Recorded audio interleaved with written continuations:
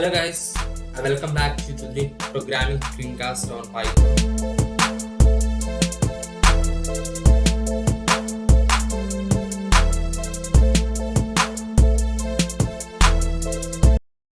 So the main agenda for this screencast is what are the differences between compiler and interpreter? What is the difference between programming language and scripting language? And first program in various languages, like Hello World program in various languages. So let us talk about the differences between compiler and interpreter. So what compiler is telling, what interpreter is saying, which languages are using compiler, which languages are using interpreter. Let us talk about that.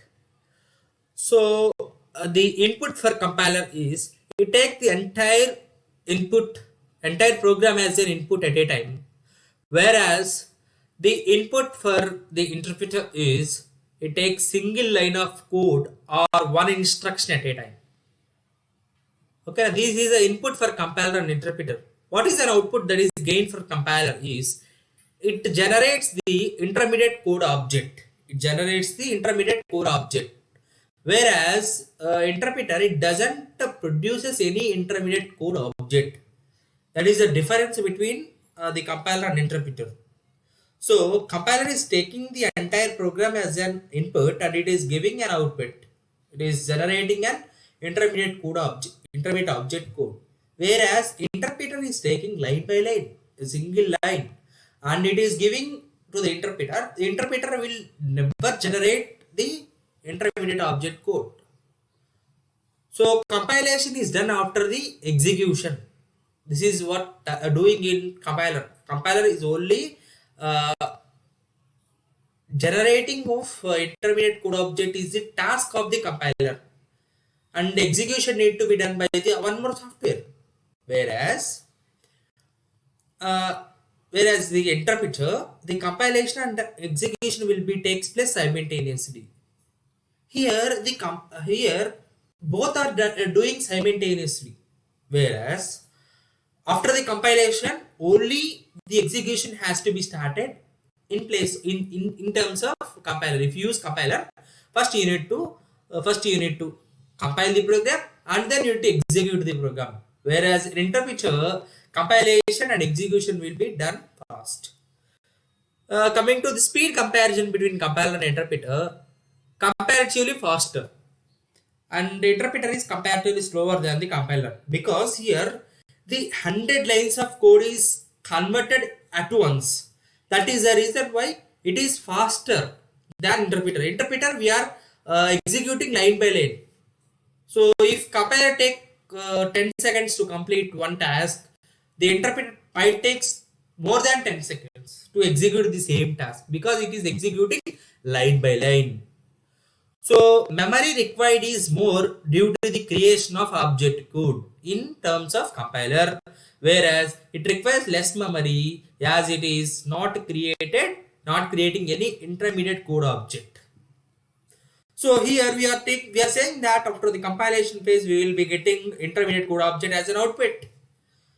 So with this, if you want to store that object code, then we need more memory compared to interpreter. So displays all the errors after the compilation at the same time. So displays errors at each line one by one. That is the reason why debugging is called as finding errors, right? So debugging is easier in compiler or easier in interpreter? Obviously easier in interpreter, because we are compiling we are doing compilation line by line. So if you get any error, then automatically there we are displaying error. But whereas in compiler it will displays all the errors at once. Error detection is difficult in compiler, whereas it is easier compared to the compiler. So the softwares or the programming language which uses compiler is C, C++, C#, Scala, TypeScript uses compiler. All these are the programming and scripting languages which uses compiler, whereas PHP, Perl, Python, Ruby uses interpreter. Okay, na? These are the differences between compiler and interpreter. Let us look on to the phases of compiler. So compiler, again, it is containing 6 phases.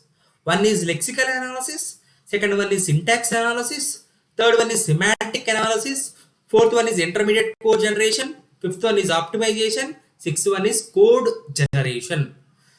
So this is these are the 6 phases that are contained in the compiler. So we are giving source as the program. Lexical analysis will divide our program, our variables into tokens.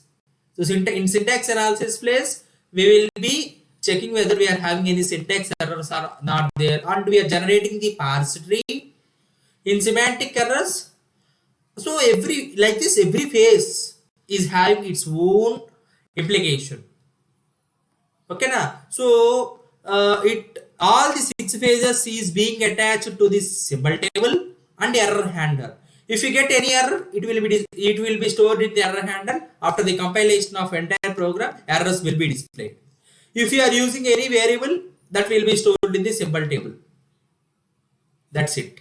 So this is about a very brief introduction about compiler and its 6 phases. I'm not going into the depth of all these phases. This is not required for our program. So let us talk about the scripting languages versus programming languages. There is difference between scripting languages and programming languages. Let us talk about that. So the programming languages, first difference is on category. The programming languages are divided into 5 subcategories. First generation, second generation, third generation, fourth generation, and fifth generation. So now all the languages what we are dealing with, like C, C++, Java, C Sharp, Perl, Python, PHP, all these are under these 5 categories. All the some languages are present in these categories, whereas scripting languages are of two categories only, guys. One is server side scripting, second one is client side scripting.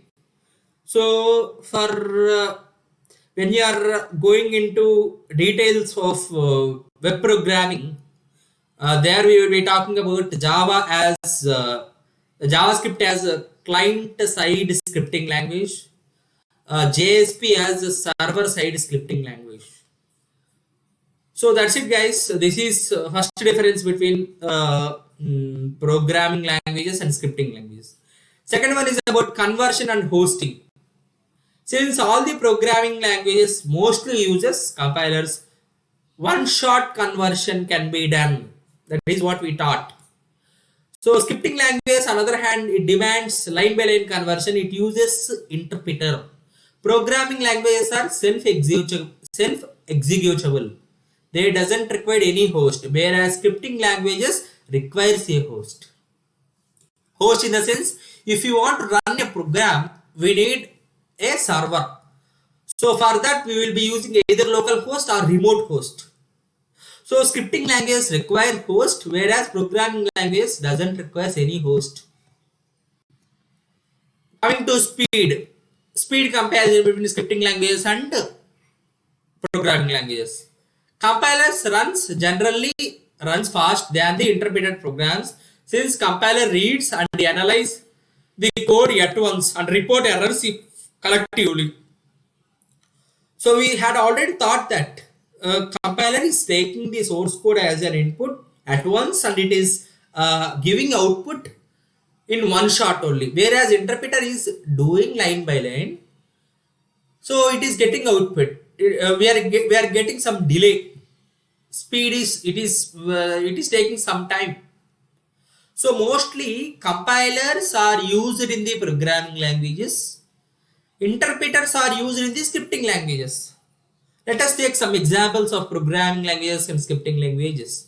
C, C++, C Sharp, Java, Basic, COBOL, and Pascal are some examples of programming languages. JavaScript, Perl, PHP, Python, Ruby, Rex, all this Game Monkey, etc. are some of the most widely used scripting languages. These are the differences between scripting languages as well as programming languages. Let us talk about the first program, that is Hello World program in different languages. So let us talk first in C language. As we know that C language is having some structure to write a program. First we need to import the header files. That is hash include sto.h is an header file that is present in C language, where we will be importing that for using standard input output functions. That is one header file. So in that, after importing the header files, we will be writing functions. So every program, every C program will start its execution with main function.